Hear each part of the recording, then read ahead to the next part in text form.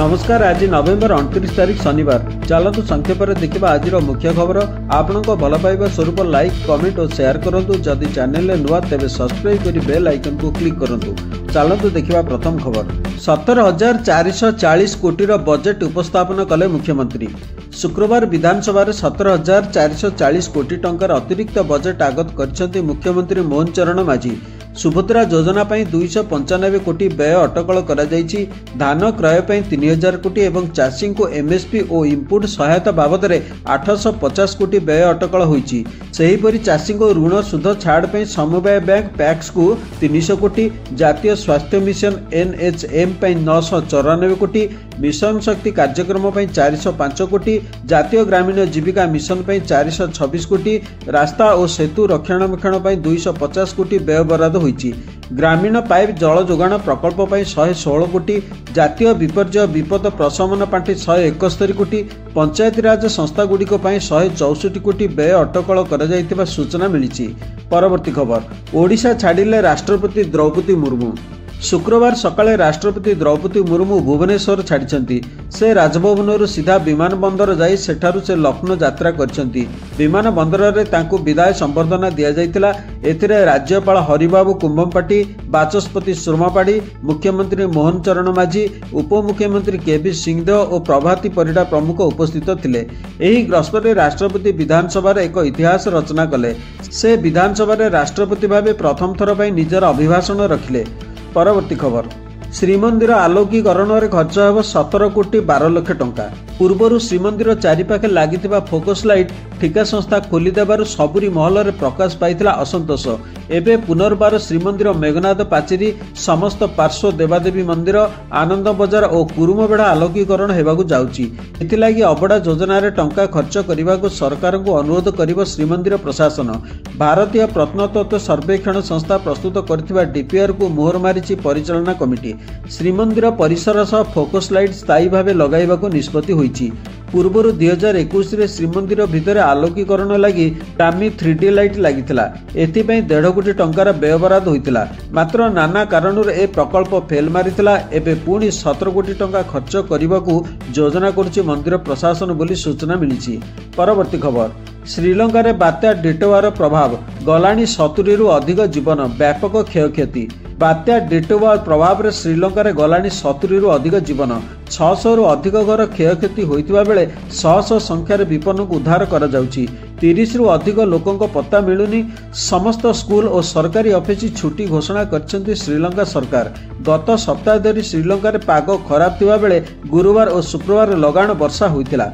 वायुसेना उद्धार कार्य नियोजित होइतिबा बेले श्रीलंका को सहायतार हाथ बढ़ाइछि भारत। आरंभ होइछि ऑपरेशन सागर बंधु। प्रभावित अंचल को 6.5 टन खाद्य सामग्री और अन्य अत्यावश्यक सामग्री पठा जाइछि। आईएनएस विक्रांत और आईएनएस उदयगिरी एही राशन पठा जाइतिबा सूचना दैछन्ती श्रीलंका स्थित भारतीय दूतावास। मृतकों परिवार को समवेदना जणाइबा सह आवश्यक पड़िले अधिक सहायता जोगाई दियाजिबो बोली भरोसा दैछन्ती प्रधानमंत्री नरेंद्र मोदी। एही घूर्णिझड़ डिटोवा आसंता 30 तारिख रे स्थलभाग छुईबो। उत्तर तमिलनाडु, पुडुचेरी एवं दक्षिण आंध्र प्रदेशर उपकूल रे बात्या स्थलभाग छुईबा नै आकलन करा जाउता भारतीय पाणीपाग विभाग पक्षरु सूचना दिया जायछि। बात्या प्रभाव रे प्रबल पवन एवं वर्षा हेबार संभावना थिबा नै भारत पाणीपाग विभाग सतर्कता जारी करिछि। आज तमिलनाडुर किछि जिल्ला रे अति प्रबल वर्षा हेबो। उपकूल अंचल पे रेड एवं ऑरेंज सतर्कता जारी करा जायछि। संभाव्य स्थिति को आखि आगे रखी तमिलनाडु प्रशासन पक्षरु प्रस्तुति करा जाउछि बोली सूचना मिलिछि। परवर्ती खबर। जूनियर हॉकी विश्वकप रे भारतर विजय अभियान। शुक्रवार ठारू आरंभ होइतिबा जूनियर हॉकी विश्वकप रे आयोजक भारत बृहत विजय अभियान आरंभ करिछि। प्रथम मैच रे चिली को एकतरफा भावे 7-0 गोल रे हराई दैछि। भारतीय दलर एही गोल वर्षा रे ओडिया तारका रोशन मिंज 2टी गोल दे प्रमुख भूमिका तुलाइछन्ती। आरंभରୁ शेष पर्यंत पूरा नियंत्रण रे रखितिबा भारत एही मैच रे प्रथमार्ध सुधा 3-0 गोल रे आगुआ थिला। द्वितीयार्ध रे आउ 4टी गोल दे सहज विजय हासिल करितिला। भारत परवर्ती मैच रे आज ओमान को भेटिबो। शुक्रवार खेला जाइतिबा अन्य मैच गुडिक मध्यरु उद्घाटनी मुकाबिला को 7 थर विजेता जर्मनी 4-0 रे दक्षिण आफ्रिका को हराइथिला।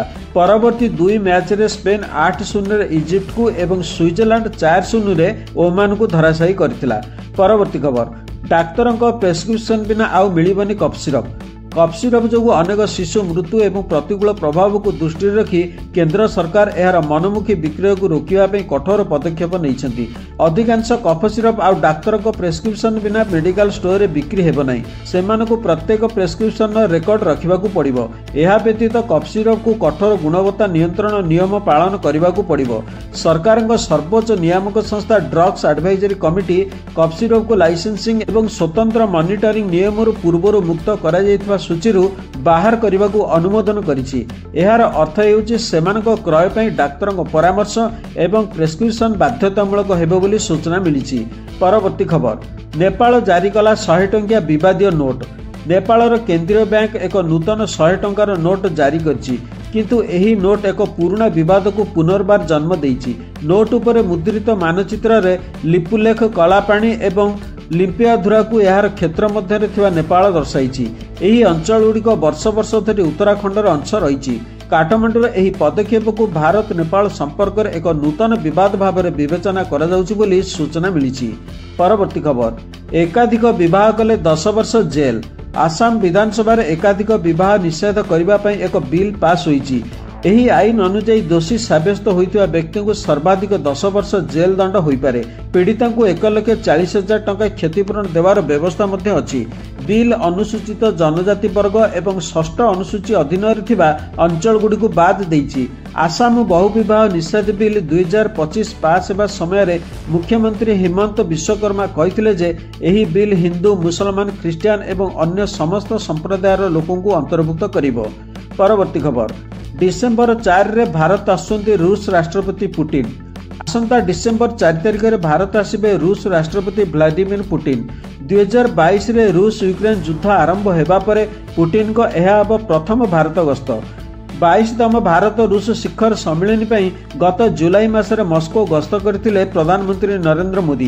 गत अक्टोबर मासरे प्रधानमंत्री मोदी ब्रिक्स सम्मेलन रे जोगदेवा समय दुई नेताक मध्य पुणी थरे साक्षात आलोचना होइथिला। रूस रु भारत तैल क्रय जारी रखिबा नै नुआदिल्ली एवं वाशिंगटन मध्य वृद्धि पाउथुवा वाणिज्य उत्तेजना मध्य पुटिन को ग्रस्त विश्व रे चर्चा हेबो बोली सूचना मिली। बर्तमान खबर एतिकी। नमस्कार।